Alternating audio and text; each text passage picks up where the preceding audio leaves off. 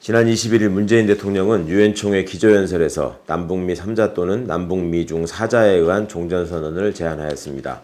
우리 대통령의 이러한 제안에 대하여 미국 국방부와 중국 외교부도 전향적 입장을 밝혔고, 특히 북한 노동당 김여정 부부장도 연속 이틀 담화를 통해 흥미있는 제안이고 좋은 발상이며 관계 회복과 건설적인 논의를 해볼 용의가 있다는 긍정적 입장을 밝힌 것은 매우 반가운 일입니다.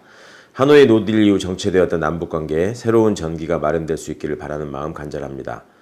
그러나 여전히 냉전적 사고에 머무르고 있는 국민의힘과 수구 언론은 남북관계와 세계평화를 위한 종전선언 제안의 의미조차 애써 폄훼하기에만 급급한 한심한 모습에서 여전히 벗어나지 못하고 있습니다.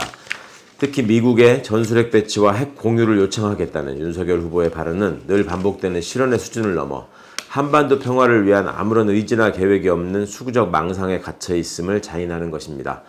기어코 마크 램버트 미국 국무부 부차관보와 중국 외교부 자오리젠 대변인의 입을 통해 국제적 논란을 만드는 망신까지 초래하고 말았으니 더욱 부끄럽습니다.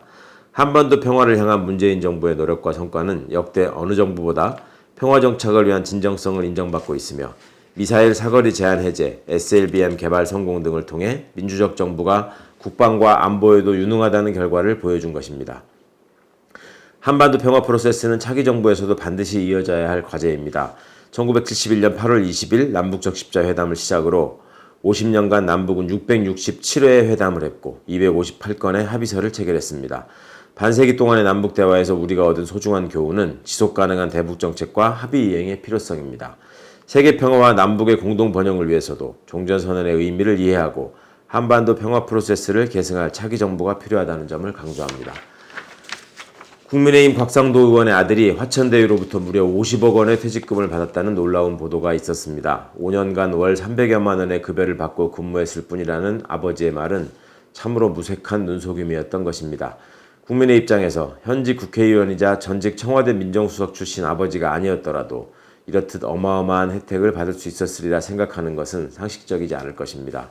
문재인 대통령, 조국 전 장관 자녀에 대한 근거 없는 의혹을 남발하며 거의 스토커 수준의 공격에 여념이 없던 그간의 행적에 비추어 정작 본인의 아들에 대해 제기된 의혹을 그저 뭉개려는 시도는 먹히지 않을 것입니다. 국민의힘은 과거 박덕흠, 전복민 의원식의 꼬리자르기에 머무지 말고 윤석열 후보식의 모르쇠 전략을 반복하지도 말고 국민 앞에 진실되고 겸허한 자세를 보여주기 바랍니다. 이번 사건은 이익 극대화를 위해 똘똘 뭉친 기득권과 그 구조를 공고히 하는 데 협력한 법조 게이트로 비화할 수 있는 사건으로 화천대유의 비상식적이고 천문학적인 수익과 어떤 연관이 있는지 국민적 의혹을 해소해야 할 것입니다.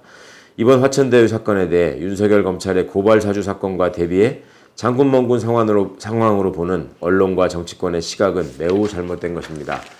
대선을 앞두고 한국 사회의 건강성을 묻고 있는 사건들에 대하여는 정치적 유불리로 접근할 문제가 아닙니다. 신속한 수사로 진상을 밝혀야 할 것입니다. 고발 사주 등 윤석열 게이트에 대해 일부 언론들은 사건의 실체를 밝히려는 노력을 하기는커녕 가해자 격인 윤석열 캠프의 입장에만 경도되어 제보자에 대한 낙인 찍기로 오히려 진실 찾기를 방해하고 있는 상황입니다. 사건의 발원지인 제1야당도 자체 조사를 한다더니 아니나 다를까 역시 지연 전술과 뭉개기로 일관하고 있습니다. 당 연루가 확인되었는데도 원내대표가 나서 공익제보 운운하는 궤변과 억지를 거듭하는 태도를 규탄하지 않을 수 없습니다. 국민의힘 원내 관계자가 지금은 화천대유 이슈가 터졌으니 일단 버티면 곧 잊혀질 것이라는 판단인 것 같다고 밝혔다니 경악할 따름입니다. 공수처와 검찰에서 진행되는 수사에 의해 서서히 사실관계의 퍼즐은 맞춰지고 있습니다. 하나하나 사실이 드러날 때마다 정치공작으로 조작된 증거라는 이해 불가한 주장은 힘을 잃고 있습니다. 윤석열 게이트는 텔레그램의 디지털 지문이라는 명백한 증거가 존재하는 실체가 불명한 공작입니다. 그저 손바닥으로 하늘을 가리려는 미련한 소행은 큰 화를 부를 것입니다.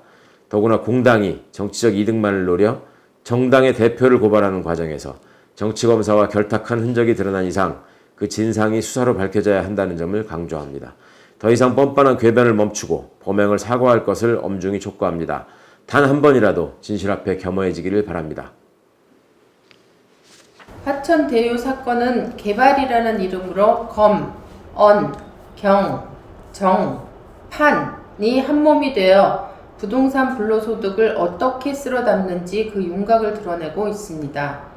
그동안 일반 국민들은 막연하게만 알고 있던 부동산 개발 사업 메커니즘 실체를 마치 엑스레이로 들여다보듯이 알 수 있게 되었습니다. 썩은 정치검찰, 광고와 홍보에 더해 프레임 짜기에 헌신하는 조선일보류 언론, 수백억을 한 번에 투척할 수 있는 재벌, 온갖 꼼수로 앞돈, 뒷돈을 꼼꼼히 챙기며 국민의 짐을 자처하는 정치인들, 프로 부동산 투기꾼에게 무죄 판결을 때려주는 최재형 같은 판사들, 이들이 모두 한 몸임이 드러나고 있습니다. 내 집 마련은커녕 노파만 가는 전세나 월세값 감당하느라 숨이 턱에 차 한숨만 늘어가는 국민들의 분노와 허탈감은 하늘을 찌릅니다. 더 이상 국민 기본권인 주거권을 침해하며 부동산 개발 불로소득을 편취하는 세력이 발붙이지 못하게 해야 합니다. 하천대유 사건으로 드러난 문제를 근본적으로 해결하기 위해서는 이를 철저한 개발이익 공공환수제 확립의 계기로 삼아야 할 것입니다. 이번 주 금요일부터 2021년 국정감사가 시작됩니다. 국민 생활과 직결된 현안과 우리 사회의 구조적 문제 해결을 위한 다양한 사안들이 다루어질 것입니다. 교육위에서도 다뤄야 할 문제들이 산적해 있습니다. 김건희 박사학위 논문 검증을 회피한 국민대권은 말할 것도 없고 온갖 비리로 얼룩진 사학 문제, 지방대 위기, 18조 5천억이라는 대규모 예산을 들이며 교육적 시설 개선 프레임으로 진행되고 있는 그린 스마트 스쿨, 고교 학점제와 교육과정 개정, 교육 불평등 심화, 코로나로 인한 어린이 청소년 고통 문제 등의 교육부 산하 각 기관들의 1년 사업들까지 국민을 대신해 이 모든 문제들에 대해 국민의 눈으로 살펴보겠습니다.